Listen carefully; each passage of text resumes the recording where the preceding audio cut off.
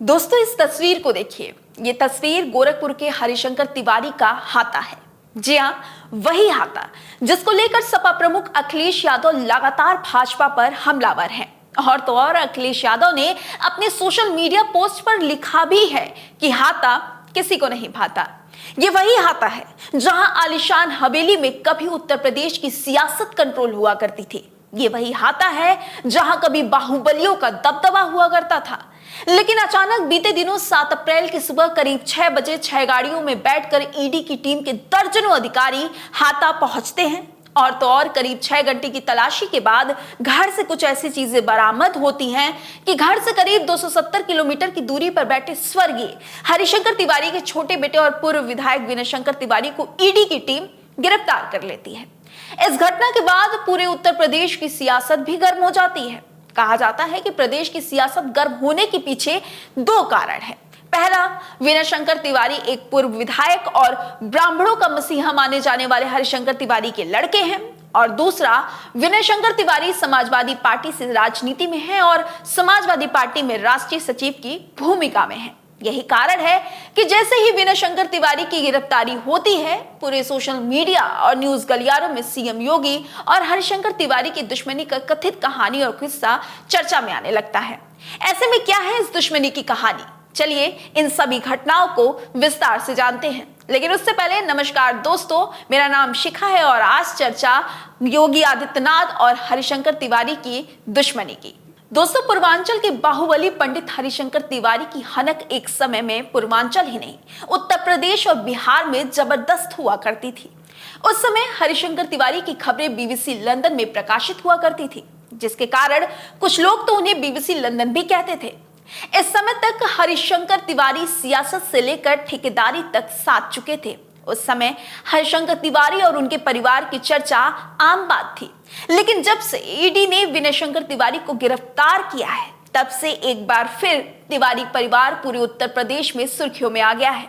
दरअसल ये मामला तब उजागर हुआ जब 2018 में विधायक राजेश त्रिपाठी ने विनय शंकर तिवारी के शपथ पत्र के आधार पर विनय की बैंकों से फ्रॉड की शिकायत की, जिस पर जांच भी शुरू हो गई। लगभग 4 साल के सबूतों को जुटाने के बाद ये जांच अंजाम तक पहुंची और 7 अप्रैल 2025 को विनय शंकर 14 दिन के न्यायिक हिरासत में चले गए। इस गिरफ्तारी के बाद विपक्षी दलों ने ये आरोप लगाना शुरू कर दिया कि अपने राजनीतिक दुश्मनी में सरकार ईडी का गलत प्रयोग कर रही है। कुछ लोग तो ये भी आरोप लगा रहे हैं कि सीएम योगी अपनी पुरानी नापसंदी का हिसाब किताब पूरा कर रहे हैं।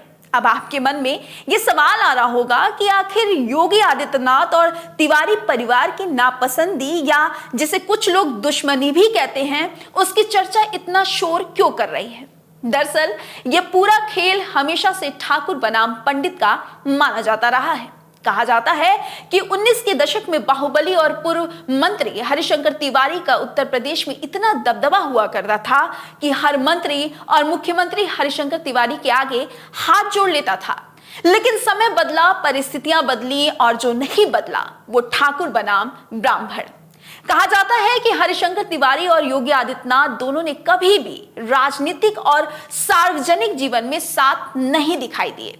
इनकी दूरियां सदैव बरकरार ही रही। इन दूरियों की अहम वजह रही जातीय गोलाबंदी की राजनीति। एक तरफ जहां योगी गोरक्ष पीठ का प्रतिनिधित्व करते हैं, जिसे कुछ लोग दिग्विजय नाथ के समय से ठाकुरों की पीठ कहते हैं, तो वहीं दूसरी तरफ हरिशंकर तिवारी ने ब्राह्मणों को इकट्ठा किया, ब्राह्मणों की पैरवी की और खुद को ब्राह्मणों का मसीहा बताया। कहा तो यह भी जाता है कि यह ब्राह्मण बनाम ठाकुर आज से कुछ दशकों पहले हरिशंकर तिवारी और वीरेंद्र शाही के बीच ठनी दुश्मनी से ही शुरू हो गई थी। ये वो दौर था जब माफिया और गैंगवार जैसे शब्द गोरखपुर की सीमा में दाखिल हो गए थे। एक तरफ जहां वीरेंद्र शाही को ठाकुर गुट का अगुवा माना जाने लगा और यह भी माना जाता था कि उन्हें उस समय गोरक्ष पीठ का समर्थन भी हासिल था। दोनों नेताओं के बीच कंपटीशन जोरों से था और देखते ही देखते पूरे इलाके में ब्राह्मण बनाम क्षत्रिय का खेल शुरू भी हो गया। हरिशंकर तिवारी ने चिल्लूपार से राजनीति शुरू की और जीत हासिल की, तो वहीं वीरेंद्र शाही भी महाराजगंज की लक्ष्मीगंज सीट से चुनाव जीत गए। दोनों में वर्चस्व की जंग जारी रही और तो और इस दुश्मनी में दोनों लोगों के समर्थकों में शामिल कई लोगों की मौतें भी हुई। बाद में लखनऊ में 1997 में गोरखपुर का माफिया शिव प्रकाश शुक्ला ने वीरेंद्र शाही को मार दिया। कुछ दिनों तक शहर में ब्राह्मण बनाम ठाकुर का मामला हल्का रहा, लेकिन इसके बाद ही गोरक्षपीठ के उत्तराधिकारी योगी आदित्यनाथ संसदीय राजनीति में कूद पड़े। फिर क्या, एक के बाद एक योगी संसद का चुनाव जीतते गए और मजबूत होते चले गए। और तो और कहा जाता है कि योगी आदित्यनाथ की मजबूती को ठाकुर बिरादरी अपनी मजबूती मानने लगा। इधर हरिशंकर तिवारी और उनके परिवार भी अलग अलग राजनीतिक दलों से राजनीतिक मजबूती बनाता रहा। यही मजबूती ब्राह्मणों को तिवारी हाता की ओर आकर्षित करने लगा और यही वजह रही कि आज तक ठाकुर बनाम ब्राह्मण की यह बातें चलती आ रही हैं। और यही कारण है कि विपक्ष इसे पुरानी राजनीतिक दुश्मनी का नाम भी दे रहा है। कहा तो यह भी जा रहा है कि इस दुश्मनी का खामियाजा तिवारी परिवार अब झेल रहा है। बता दें कि विनय शंकर तिवारी पर पहले भी भ्रष्टाचार और आर्थिक धोखाधड़ी के आरोप लग चुके हैं, लेकिन ये पहली बार है जब उन्हें ईडी ने गिरफ्तार करके अदालत में पेश किया है। ईडी अब इस मामले में मनी लॉन्ड्रिंग एंगल से भी जांच कर रही है। जानकारी के लिए बता दें कि इस धोखाधड़ी का मामला उजागर होने के बाद 19 से 20 अक्टूबर 2020 को सीबीआई ने पूर्व विधायक विनय शंकर तिवारी और उनकी पत्नी पर 754 करोड़ से ज्यादा की धोखाधड़ी का मामला दर्ज किया।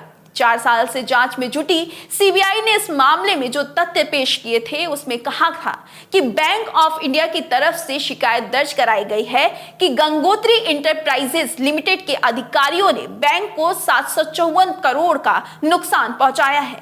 इन लोगों ने फर्जी दस्तावेज के सहारे बैंक से लोन लिया और फिर उस पैसे का इस्तेमाल दूसरी जगह किया। इस मामले में सीबीआई की भ्रष्टाचार निरोधक शाखा दिल्ली में एफआईआर दर्ज की गई थी। इसमें विनय शंकर तिवारी के अलावा उनकी पत्नी रीता तिवारी और करीबी अजीत पांडे को भी नामजद किया गया था। वर्तमान में विनय शंकर तिवारी जेल में हैं और उनके परिवार के लोग और वकील उनके बेल के लिए लगातार पिटीशन डाल रहे हैं। विनय शंकर तिवारी जेल से बाहर कब आएंगे इसका तो पता नहीं, लेकिन इस गिरफ्तारी के बाद तिवारी हाता की आलीशान हवेली, जिसमें कभी हरिशंकर तिवारी का हर राजनीतिक फैसला हुआ करता था, अभी वहां बहुत शांति है। तिवारी हाता की बगल की सड़कें चौड़ी हो रही हैं, इसलिए उस प्रसिद्ध तिवारी हाता की दीवारें भी तोड़ी जा रही हैं। फिलहाल आपको क्या लगता है कि ये एक राजनीतिक दुश्मनी है या बैंक से धोखाधड़ी का मामला है? आप मुझे कमेंट करके जरूर बताइएगा। वीडियो अच्छी लगी हो तो लाइक और शेयर जरूर कर दीजिएगा। अपना ख्याल रखिएगा। बहुत बहुत धन्यवाद।